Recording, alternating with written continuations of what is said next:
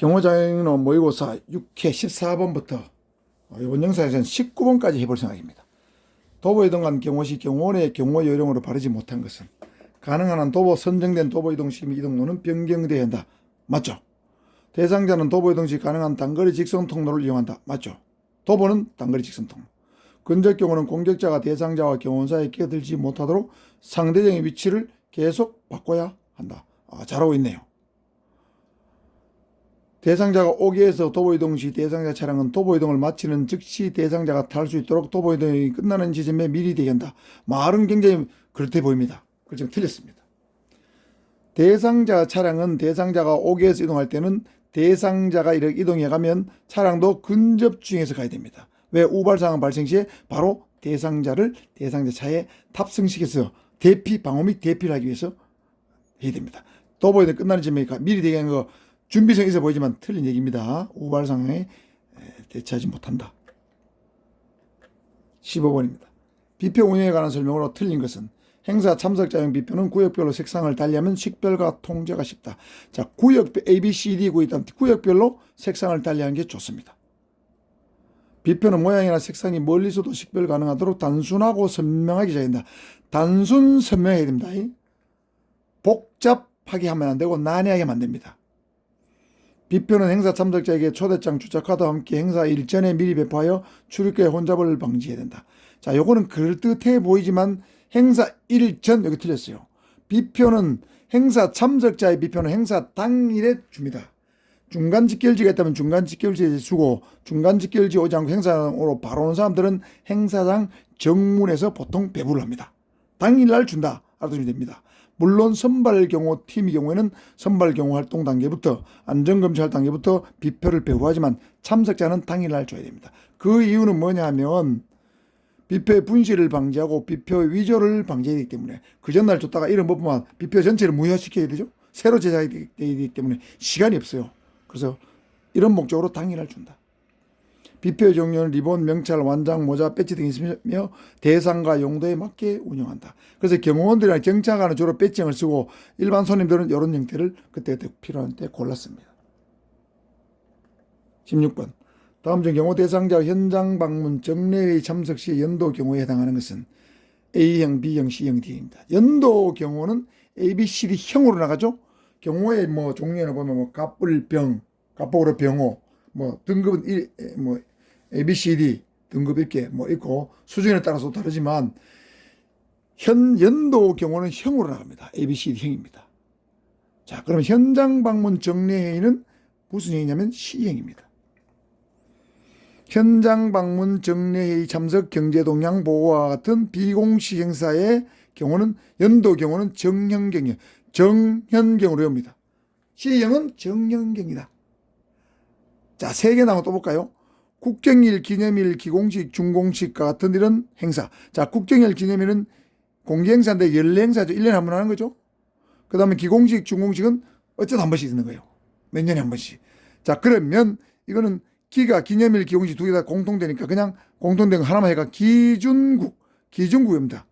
기념일, 기공식, 중공식, 국경일. 자, 기준국은 B형이다. 기준국은 B형. 정연경은 C형. A형은 간단해요. 완전 공식 A형은 대통령 취임식, 외국 원수 왔다. 이런 거. 완전 비공식 D형 또는 880은 민정시찰, 사제행사, 운동, 공연. 이거는 그야말로 비공식 중에 비공식이에요. 이럴 때는 보통 신호기만 개방해서 경호행렬이 쫙 빨리 빠져나갈 수 있도록 합니다. 여기는 적절한 연도 경호 인력을 배치하지만 여기는 신호기를 잡아주는 인력만 배치하는 정도 880 완전 비공식 D형이라고 부릅니다. 정연경 기준국 외워둡니다. 17번. 경호계획 수립 절차를 4단계로 구분할 경우에 단계별 상호 연결이 가장 잘못된 것은 준비단계 인적 물적 지리적 정보 수집, 준비단계 출입통제 대책 강구, 계획단계 기획요원에 의한 현장 답사, 계획단계 인원 및 물자에 대한 소요 판단. 뭐가 틀렸을까요? 계획단계와 준비단계 나온 걸 봤을 때 4단계를 했을 때 계준 실평을 묻고 있구나. 이걸 그걸 생각해야 됩니다. 그럼 계획단계, 준비단계 아닌 게 찾아내겠죠. 인적, 물적, 지리적 정보 수집과 위협의 분석은 계획 단계죠. 계획 단계에서 정보 수집해서 위협 분석을 한 다음에 그 다음에 경호 계획을 수립하죠. 경호 계획 수립하잖아요. 2차 계획을 수립하잖아요. 그래서 가가 틀렸습니다. 출입 통제 대책 강구는 선발 경호팀의 출입 통제 담당이 수립하는 거죠.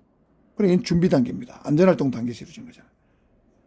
자, 그래서 한번 살펴보면 계획 단계에서는 경호 임무를 수행한 다음에 포괄적 계획을 수립합니다. 기획위원이 수립하고 나면 기획위원이 현장 답사를 갔다 와서 거기서 또 필요한 정보 수집 및 위협 평가를 한 다음에 인적 물적 소요를 판단합니다. 이게 바로 자원 소요의 판단이죠. 자원을 판단하고 몇 명을 동원하고 무슨 자원을 동원할 것인가를 판단하고 세부 계획을 수립하는 거예요. 그 다음에 이제 선발 경호가 이루어지는 겁니다. 자, 현장 답사, 정보 수집, 소요 판단, 자원 소요 판단, 경호 계획 수립. 여기 계획 단계고 준비 단계는 안전활동 단계인데 대비 단계라고도 하기도 하죠.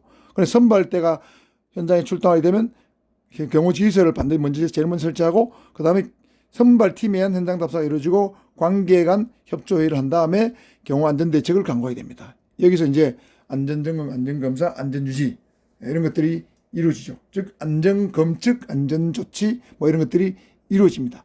인적, 물적, 지리적 위해 요소 정보를 수집하는 게 아니고 위해 요소 또는 취약 요소의 배제 활동을 하는 거예요.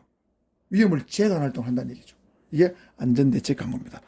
그와 동시에 경호 보안은 준비 단계에서 계속적으로 이루어지는 거죠. 자, 계획 단계, 준비 단계 구분이 어렵기 때문에 이거 구분을 잘 해두시고 18번입니다. 다음 중 경호 임무의 절차 중에서 행사 일정에 포함되는 사항은 모두 몇 개인가? 자, 이렇게 모두 몇 개인가 이래 물으면 이게 하나, 둘, 셋, 넷, 6개죠. 6개를 박스 안에 넣어놓고 박스 안 그랬지만은 모두 몇 개 묻는 게 가장 어려운 형태의 질문이에요. 박스형 질문이라고 부르는데 경호학에서는 몇 년 전부터 나오셨는데 경찰 순경시험에서는 오래전부터 이런 형태로 나왔습니다. 한 개라도 애매하게 틀리면 틀리는 거예요. 정확히 알아야 답할 수 있는 거. 이런 형태의 문제 앞으로 대비해야 됩니다. 자, 일정에 포함되는 거 대상자 신상 일정이죠. 영어의 후, 누구, OW 일정이라고 그랬잖아요. 방문짓, 장소죠. 왜요죠? 이것도 일정. 행사 참석 손님의 신상과 명단. 자, 손님이 나오게 되면 이건 매우 세부적이고 구체적인 사항이에요. 일정 단계에 알 수가 없어요. 연락 및 협조를 통해서 상당히 늦게 파악이 됩니다. 행사 주최 측에서 참석 손님이 누군지 그죠? 파악이 됩니다. 그래서 이거는 연락 및 협조에 들어간다. 방문단과 동행하는 취재진. 자, 취재진은 두 가지가 나오는데 하나는 일정에 들어가고 하나는 연락 및 협조에 들어가요. 방문단과 동행한다 하면은 대상자와 같이 온다는 말은 오는 사람들은 일정에 들어갑니다. 대상자와 같이 오지 않은 일반 취재진 이거는 연락 및 협조에 들어가요. 주의하시기 바랍니다. 이거는 일정에 들어간다. 방문국의 요구사항 예를 들면 행사 의전을 몇 등급으로 해주라 이런 것들 일정 안에 들어갑니다. 대상자의 수행원의 편의시설 예를 들면 화장실 뭐 휴게실 같은 건 편의시설인데 이 수행원의 편의시설은 이건 외워야 됩니다. 이거는 일정에 들어가지 않고 연락 및 협조사항에 들어가요. 대상자의 편의시설, 수행원의 편의시설, 연락 및 협조에 들어갑니다. 다만 대상자와 수행원의 숙박시설, 그 다음에 수행원의 숫자, 숙박시설은 일정에 들어가요. 자, 그렇다면 신상, 방문지 기후와 지리, 방문단 동행한 취재진 요 세 개는 일정에 들어가죠. 답은 3개 되겠습니다. 세부 좀 살펴볼까요? 한 번 더. 행사 일정에 들어가는 거 하고 연락 및 협조에 들어가는 거. 뭐 시험에 거의 99% 난다 보면 돼요.